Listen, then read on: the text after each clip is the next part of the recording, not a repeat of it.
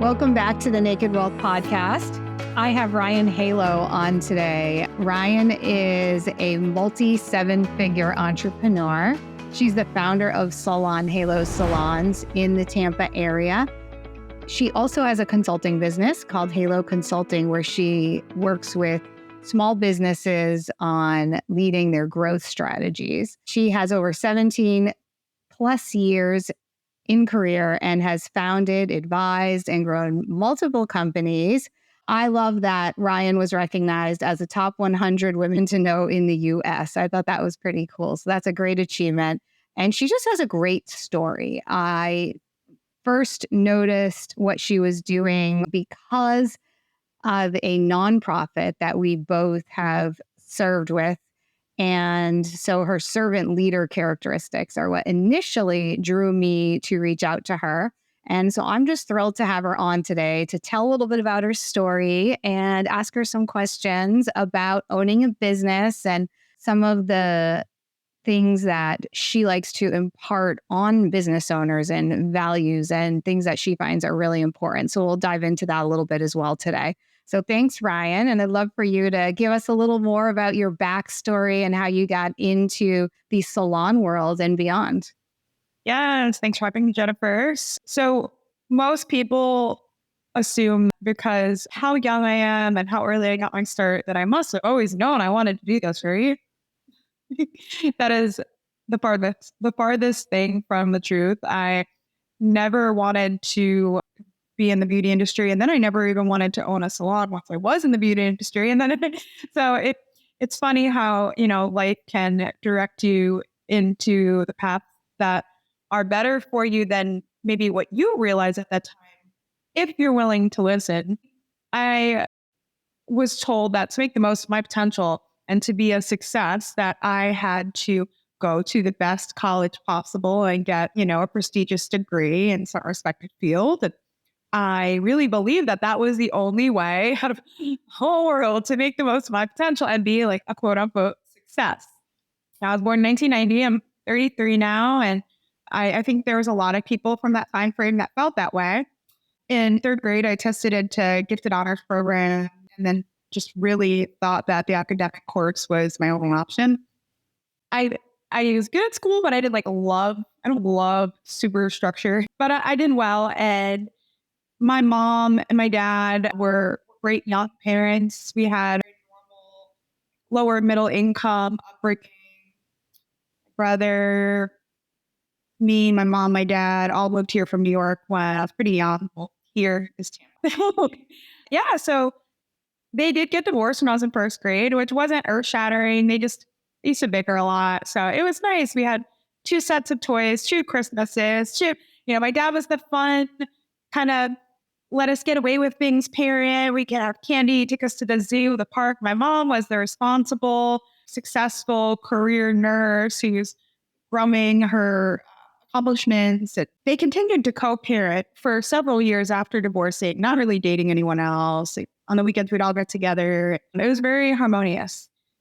Closer to the time where I was entering middle school, when I was 11 years old, my mom got a boyfriend.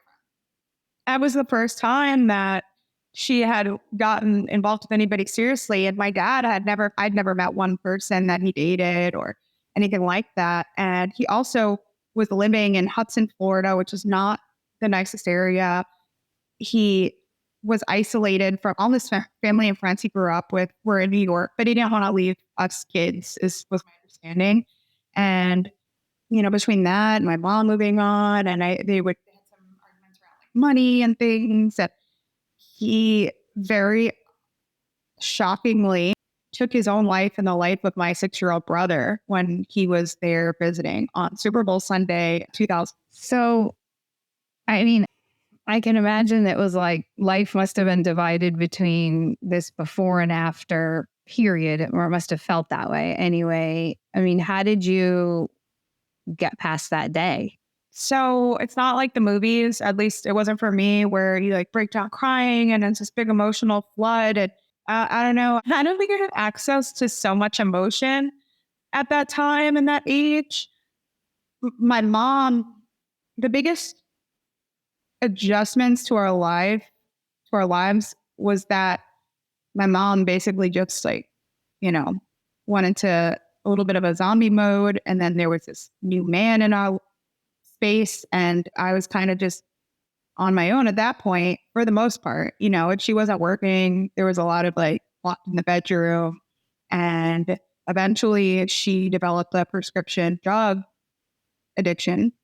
This guy had some past addiction issues too. And, you can't blame her. And I will say she is clean and went to rehab and is like, we have a very good about like continuing to improve relationships. I like to, not hold out on that piece of information, but so thank God she did get clean. But it was like a good 15 or plus years, I would say, of like very challenging time for us in our relationship. And for me, as somebody who she did such a good job creating stability and love and encouragement and cultivating me as, from age 10 and younger, to that being flipped on its head. It was like, on one hand, I had to thank her for making me really strong and, teaching me what was acceptable and what I should expect.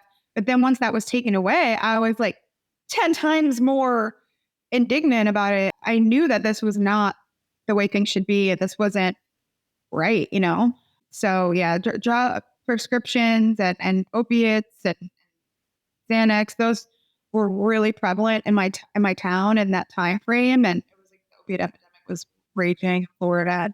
It was rough. I have a lot of family members who succumbed to that. I ended up experiencing some really dark times. It wasn't so much losing my dad and my brother. That didn't kick in for a long time.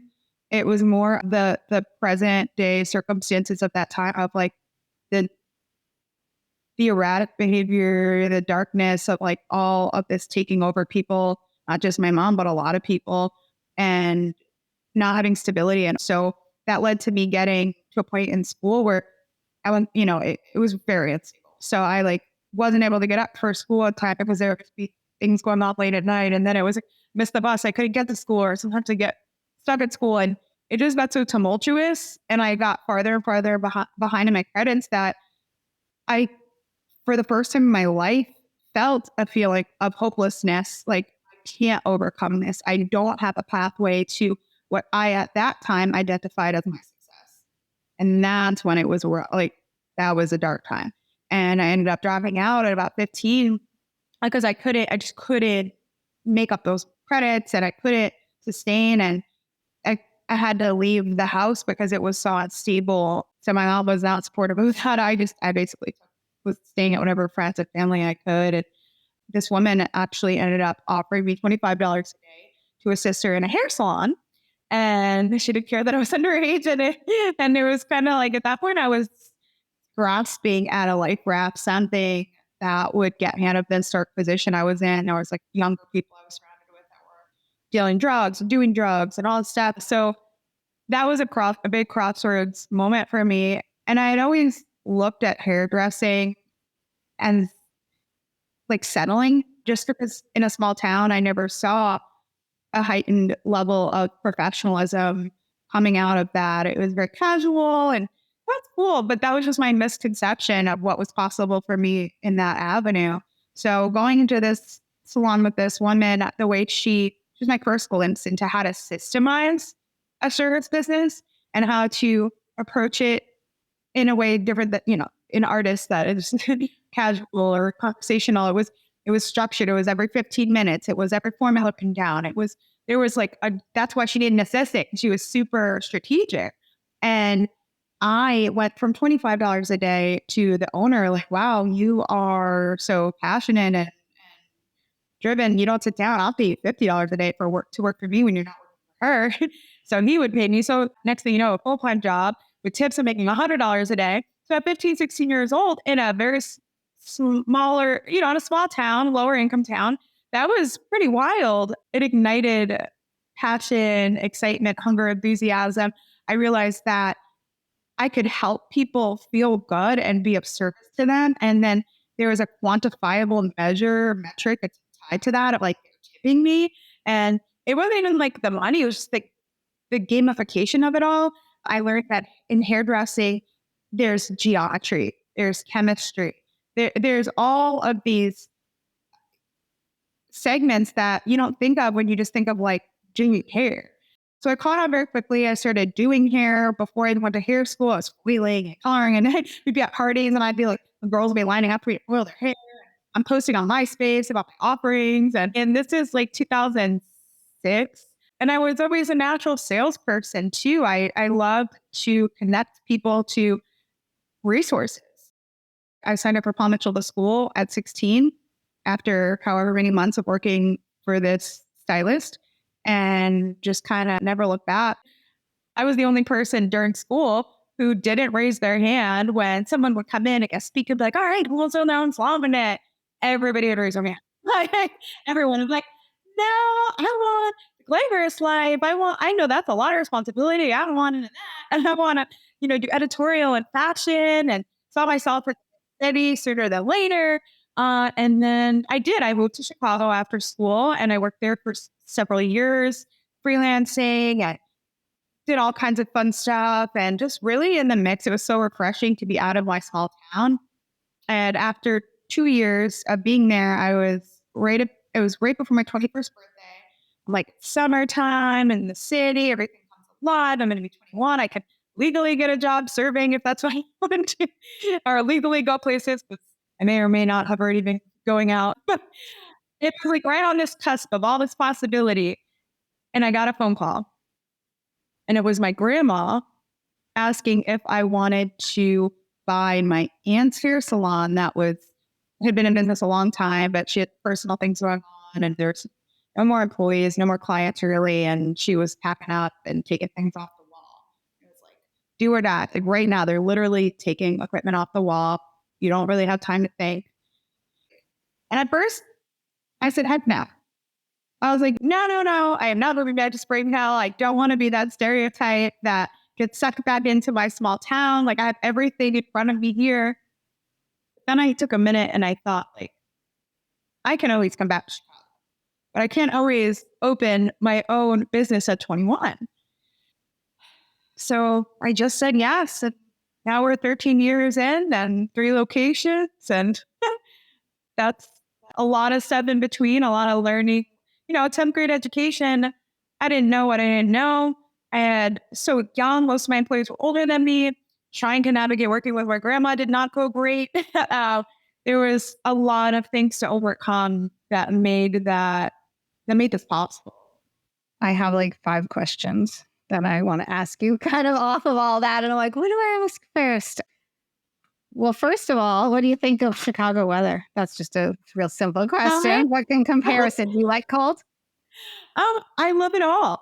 I like seasons. I like variety. I like experience. And growing up in Spring Hill, but being born in New York, I would always be jealous of the playing in the snow and all that. So, well, I'm in a small town too. And I always said, I'm not going to work in my small town. I'm not going to open a business in my small town. And, there's so much opportunity, and there's something about really intimately knowing the area and people knowing you, and, just developing that trust and that those deep embedded roots. And I mean, through what you're doing in just, like you said, with the salon ownership, you're really making people feel good, and you're helping them improve their image to make them feel good, which then will lead to them being more successful. And then through your consulting, I mean, I'm sure that reaches even further, because you don't have to be sitting in your chair with your own head, with your head. You can do that even more virtually.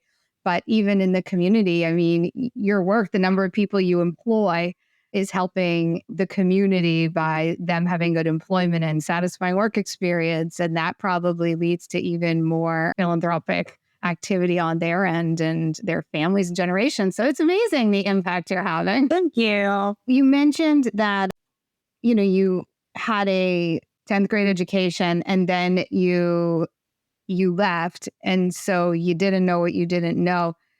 Sounded like you were super smart though. What was important in terms of learning from others through the process? Because I think sometimes we can go into things and just be like, all right, well, that's my way and I know it. Like, was it important to be really open to suggestions? Did you have any mentors along the way, especially after you bought the salon? I know you had, the initial salon you worked for. It sounds like that really opened your eyes to using standard operating procedures and systematizing your business. But was there anybody else as well along the way who you could lean into, or were you kind of reading books and, what were those baby steps in the beginning like?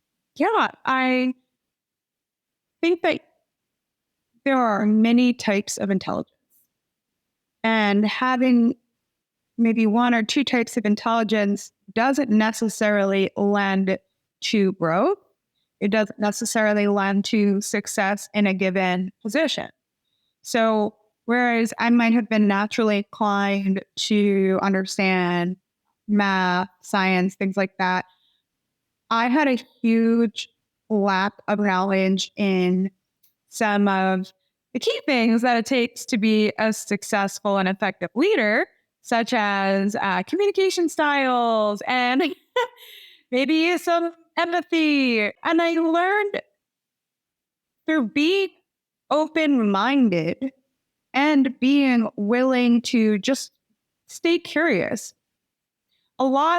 Anything is possible. And a lot of the highly intelligent, highly specialized intelligence sometimes can lend itself to not being open to other people's points of view, what they have to teach you, new ways of doing things. And for me, I don't know when it kicked in, but I found a lot of value in being an innovator and looking at things outside the box. But that served me well. I do remember when my need to go in and do personal reflection and personal development and be more open-minded to my style of leadership kicked in. I do remember that. That was like in the first couple of years, a lot of what we know about communication comes from the people we grew up around, whether it's your family, your friends, a combination of both, community, you're in. Some people are in more diverse communities, some people less. I realized having the space from like my family, and this is not saying anything bad about my family, it's just, I think everyone can relate to this, that getting space from them for a period of time, a few years, my late teens and all that, my early 20s, I saw patterns in myself that I didn't see in other people. And I saw where it came from. It stemmed from conditioning from the people that I grew up around to my family, like the way we would communicate. Maybe to other people, that's arguing. And for me, it was like very normal, or to be very direct, or to be kind of nitpicky and not super flexible when we're communicating. Like that was a lot of the cause for challenge in being a leader in my early days. And I think so many of us can relate to thinking that a leader is the person that has the best ideas or the loudest voice or the most tenacity. And I'm like, that might get you far in life, but that won't sustain you and that won't help you develop a team of people that collectively can achieve something bigger than yourself. So I don't think it's right or wrong necessarily to be like solo, independent, your way is everything. And I don't think it's necessarily right to be like super collaborative and want to have a team that you're growing. I think it's about finding what is going to serve you in reaching your own definition of success, because it's not the same for everybody. And you have to be able to do the inventory of like, well, what do I really want to achieve? So if you look at when I was a stylist, right? Like I was like the star of the show. I was doing a lot of the hair. I was getting a lot of the requests, the reviews. But that wasn't my long-term goal. That wouldn't get me to where my highest purpose was. I learned that I got way more fulfillment when I would do coaching sessions with team members, when they hit their goals, when they all were booked. It's exponentially increasing my impact. And it's so much more fulfilling for me to see these systems replicated and the ripple effects of all these people's success and people that didn't think they could ever consider themselves a highly regarded professional by doing hair. So that's where I ignited my passion. But I had to do so much deep work on like how to effectively get results from a team. And it isn't about being the smartest person. It isn't about having the best ideas. It's so much more about effective communication and finding out how to help other people get what best serves them and what their definition of success is. When you were working with somebody, whether it be in your salon or a coaching client or just somebody you're chatting with, at nonprofit or a networking group, how do you advise that people figure out how to define success for themselves? So in my coaching methodology, for instance, I have lots of steps. What I have positioned as some of the first steps are getting clear on some things like what your individual core values are. So that word or phrase core values really just means, what do you care about? What do you like? What do you not like? How do you want to spend your time? So there's a lot of exercises that can be done. I'm sure you can easily Google it. I mean, I can put something out there that's like a series of questions to ask yourself, but it's asking yourself a series of questions. How do I like to spend my time? What tasks bring me the most fulfillment? What tasks do I absolutely dread doing? Where have I been most valuable to other people over the course of my life? When have I felt most alive? Do I want to be inside? Do I want to be outside? Do I like technology? Do I hate technology? There's all these questions you can ask yourself. And I think that will inform your perspective. But for me, team growth, communication, education, being of service to others, both in my organization and in our community, those are some of our core values. And we just create the environment to support that. I think the individual piece is key. I mean, it's not necessarily a societally defined metric, success. I mean, for me, it's freedom. It's freedom for myself to be where I want to be, do what I want to do, work where I want to work. It's freedom for my clients to do the same or do whatever defines freedom for them.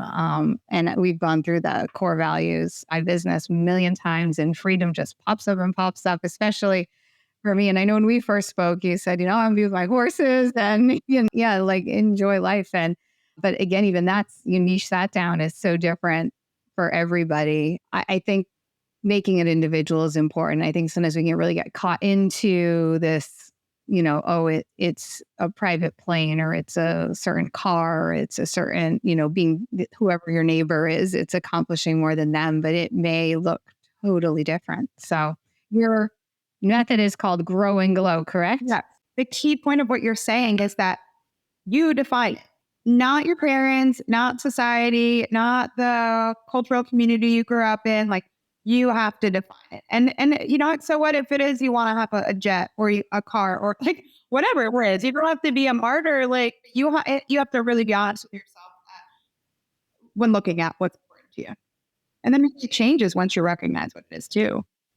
And it changes through the lifetime. I mean, when I work with clients, we'll have a conversation. It's like, what's important to you? And then, several years later, it's drastically changed. And so it's a process and we evolve as people throughout our life.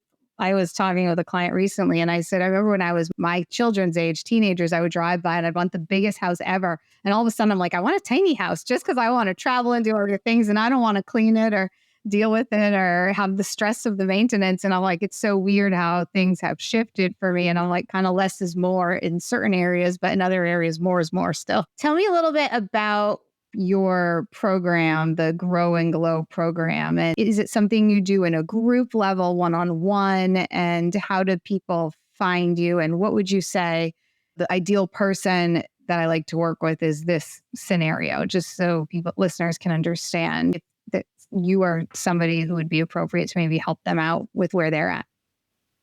Well, we have a variety of offerings. Our ideal demographic is somebody with approximately 20 team members, give or take, under 50 team members, is in some type of service business. They provide a service through a team. So I'm all about scalability and repeatable results.